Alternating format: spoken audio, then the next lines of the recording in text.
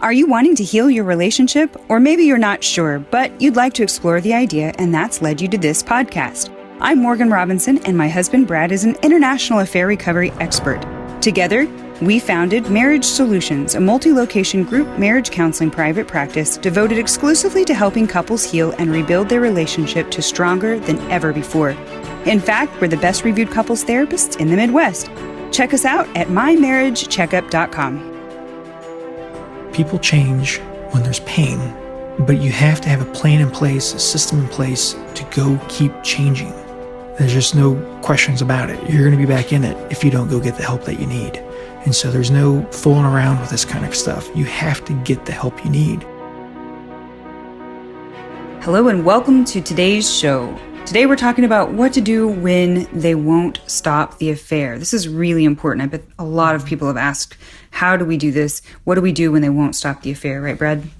Morgan, this subject that we're going to be talking about today is actually a really crucial one. And it's one that I certainly don't want anybody to take lightly. And I definitely don't want to be misunderstood when I'm talking about this. And so what I'm going to do is I'm going to talk about what I've seen work. I am one of the only few people, probably of a handful of people in the world, who deal with infidelity on a regular basis, an everyday basis. You know, there's a very extremely small percentage of the therapeutic community that deal with this, and I'm sure that they would report having similar results or similar experiences of what I'm going to talk about. So I really want to talk about what I've seen work and let our listeners decide what is best for them to do. I might talk about what I would do, but I'm going to talk about the two different things that I've seen work when they won't end the affair. Basically, what you want to do when someone won't end the affair, I'll just jump right into it, is A, you can say, I'm not taking this crap anymore. I don't deserve this. I've been trying to get you to stop. I've been trying to get you to refocus on our marriage. I can't take this crap anymore. And so you can say something like that, give an ultimatum like that. You know, it's me or her. It's going to be either her or it's going to be me. If you give an ultimatum like that, though, you have to really be prepared to deal with the consequences, because that doesn't always work. You know, and that's the unfortunate thing about option A and option B, is they don't always work when you do them. Option B is, and I've seen this work as well, but it's where you wait it out over a period of time that can even equal several years. And the longest I've seen somebody wait it out is about 3 years. That where it was actually successful. I've seen people wait it out 2 years, not successful. I've seen people wait it out, a year, 18 months, be successful. And so you have to really decide what you want. If I were in this situation and we have a 20-month-old right now, I would wait it out. If I were in this situation and we didn't have kids and this were an affair that would not end after, and I can't really even put a specific amount of time on it, I would probably do the first option. I'm not taking this crap anymore. I don't deserve this. I'm young. I want to have kids. I want to move on with my life. It kind of depends on where you're at in your stage of life. But let me talk about why these things work and maybe why they don't work. They both can get to the same result, which is helping the one who's having the affair come to their senses. And how this first one works is, when we say, I'm not taking this crap anymore, I don't deserve this, you draw a line in the sand and you say, and you got to follow through on it if you're going to do it. But you draw a line in the sand and you kind of just let this person go and you move forward with your life. How that works, it's really guided by a very simple principle of human behavior. People are motivated by avoiding pain. We are all about getting away from pain and moving towards pleasure. And so if you cut somebody out or you say, I'm not going to take this crap, I'm moving on, there is going to be pain, tremendous pain there. We've talked about before how the one who is being betrayed, and all the irony in all of this, the one who's being betrayed has a higher significance in the offender's life than the actual affair partner does. You're actually way more important than the affair partner. And so the thought of losing you is enough to kind of get them to reconsider and stop their tracks and that kind of thing. But if they're in a full-blown limerent affair, just telling them, okay, I'm not taking this crap anymore, I don't deserve this, may not work. And so option B may be more appropriate. But also you need to really think about this. And because it may be based on your period in, your stage in life. Kids, no kids, older kids, younger kids, we're married, we're not married. It really depends. It could be how long the affair has been going on. You got to weigh all of this. And I know you guys do, but these are just some ways. The level of deception. Yeah, the level of deception. What kind of affair? That's a great point, Morgan. It's an excellent point. All these things have to be, the quality of the relationship beforehand. And so when they won't end the affair, the prevailing wisdom among marriage counselors is just to let the person go and move on with your life.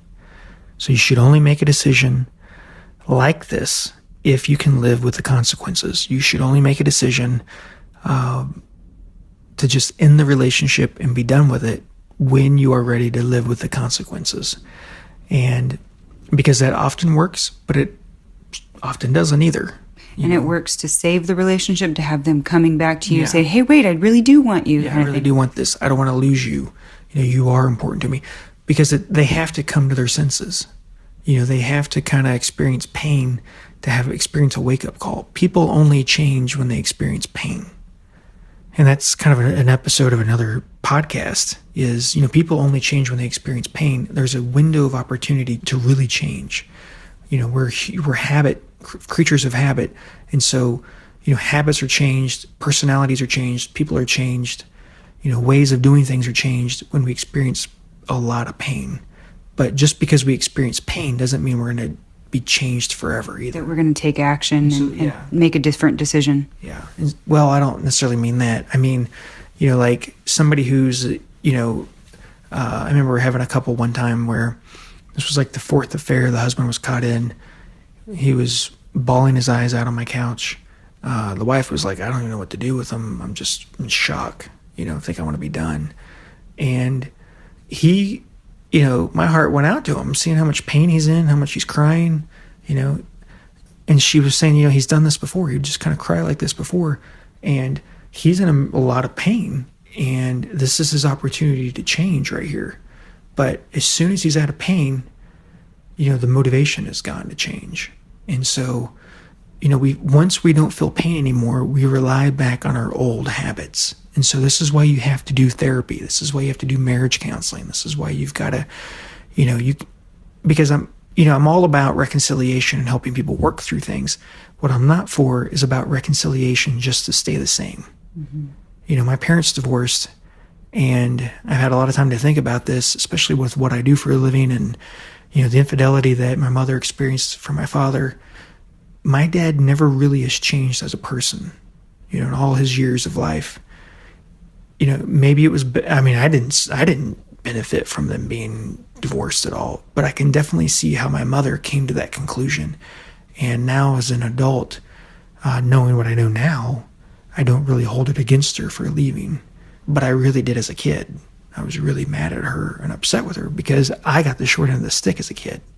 And, now that I'm further removed, I can appreciate where she's coming from better. But people will change, but they don't change overnight. They've got to go get help. You got to get outside help to change. And so, there's people who cry and are remorseful and they mean everything they're saying when they're saying it because they're in pain. But if there's not a system to go participate in and change your behavior, there's a good chance of repeating that behavior. So you've got to follow through. We're habit-based creatures. Everybody does it. We've all met people who've had a near-death experience with their weight, and then they lose weight, and then they put it back on when the threat's gone. It's the same freaking thing. There's not a lick of difference, very little if there's any, between this infidelity and that. It's still the same subconscious thought processes that have to be worked through.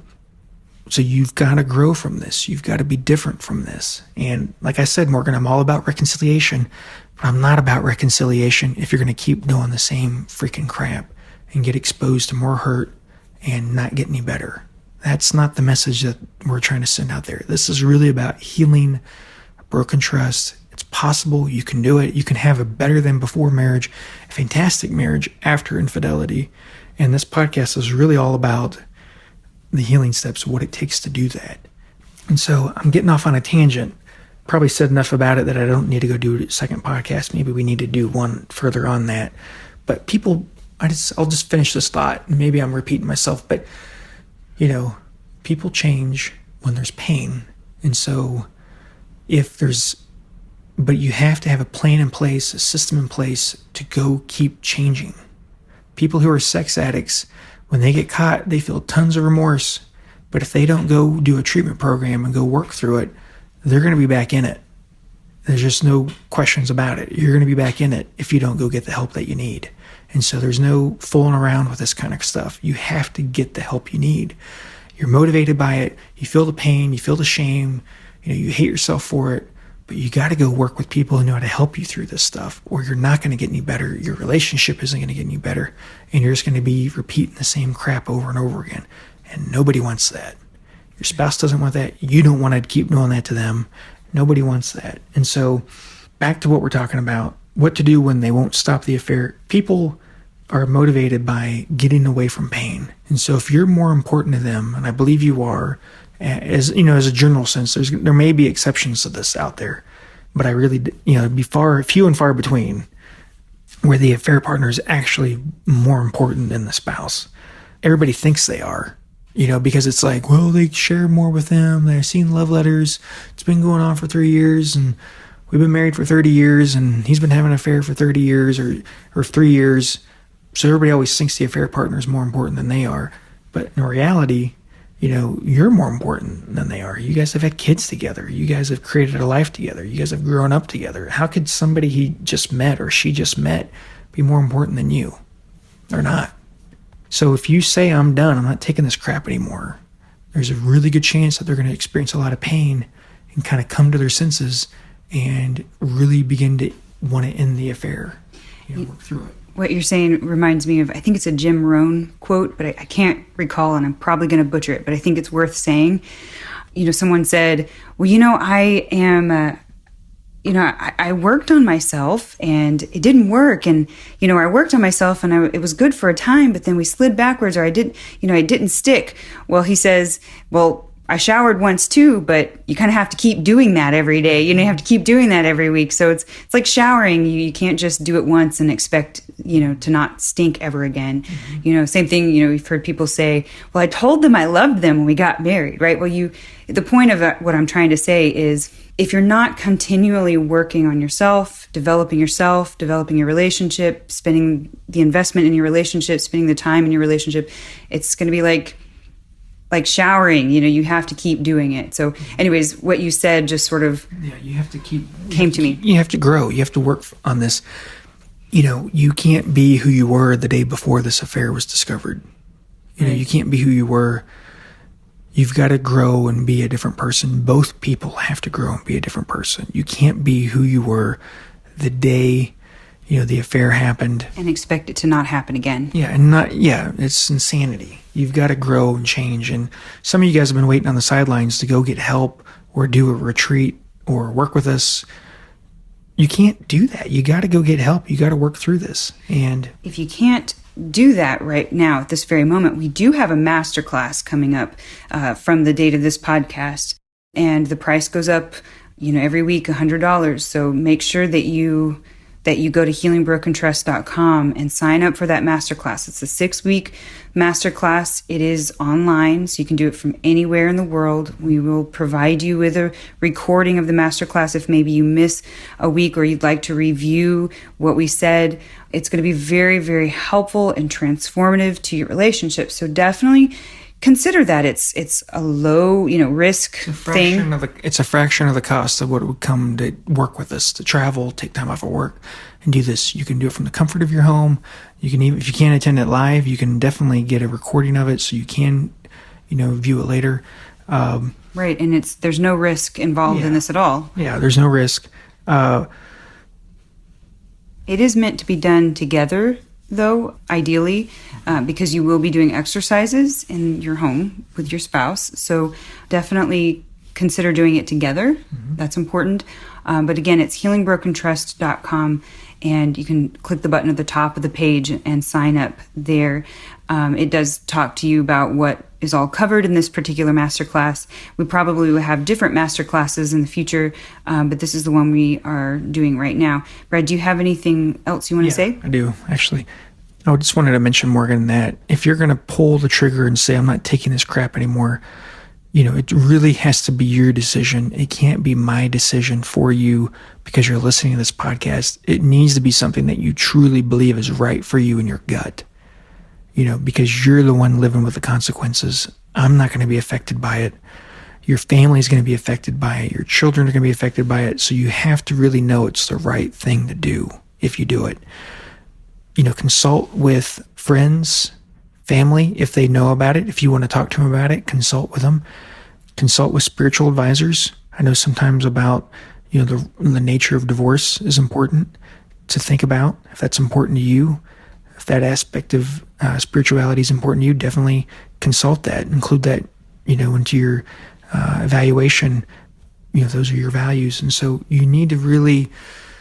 But be very careful about who you consult, because there's a lot of bad advice out there. And even the people that you care about the most, or you feel care about you the most, will still give you advice that might go contrary to your... Yeah, that's a good point. To your life. Yeah. Really, that's an excellent point. I think the best, you want to go with somebody who's marriage friendly, people who ultimately are, who believe that people are better off being married and happily married, and who want to see you make it. You want to get people who lean that way. I've dealt with a lot of people who had kind of spiritual advisors who, because there was an affair, they were automatically like, well, there's your out. You can divorce. God's okay with it. And it's like, what? They weren't going there to hear that. They were going there like, how do we work through this? I don't want a divorce. Mm-hmm. You don't stop loving somebody just because you found out about this. Because they made a mistake. Yeah, And so the best kind of people to talk to about this, in my opinion, are going to be people who work with this on a regular basis. Again, you can reach out to us. You can reach out to a therapist near you, somebody that you can talk to. I wouldn't just go to like any individual therapist. I would go to somebody who works with couples, because they're going to be able to give you a 360 degree view. Not 365 days, but a 360-degree view of a situation like this, and help you understand it, and maybe even help you understand kind of where they're coming from more, where you can really kind of share it, because it's just too important of a decision to make. Mm-hmm. And now you may already be there where you're like, I don't give a crap anymore. This has gone on for way too long, and I just don't care. And that's okay. But you need to make a decision that you feel comfortable living with. And you want to speak with if you're going to talk to a friend or a spiritual advisor, don't just go to a yes person. Go to someone who would have both you and your spouse's interest at heart. Yeah, that's a great point, Morgan. And you really want to go with somebody who understands negative cycles. And that's kind of why I mentioned, that's a great point, Morgan.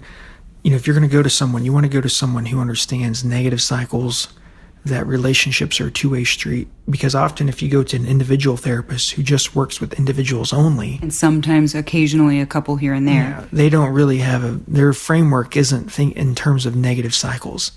Or even couples. Yeah, or even couples. And so you want to be careful with that. So anyway, if you do this, it needs to be because you believe it's the right thing to do. It often works because it creates pain. There's the fear of loss and pain can motivate somebody to come to their senses. But when you decide to, just wait it out, that strategy I have seen work where maybe I worked with a couple and then they came back in years later when that person finally ended the affair. And sometimes what gets them to end the affair is the limerence runs out. They come to their senses. They come to their senses. They fight with the affair partner. They get upset with the affair partner. The affair partner betrays them. And then their spouse is able to provide some sort of emotional safety or security to them. And they realize, you know what? I should have been with you all along. I've made a mistake. I made a mistake. So Morgan, those are pretty much my thoughts on this.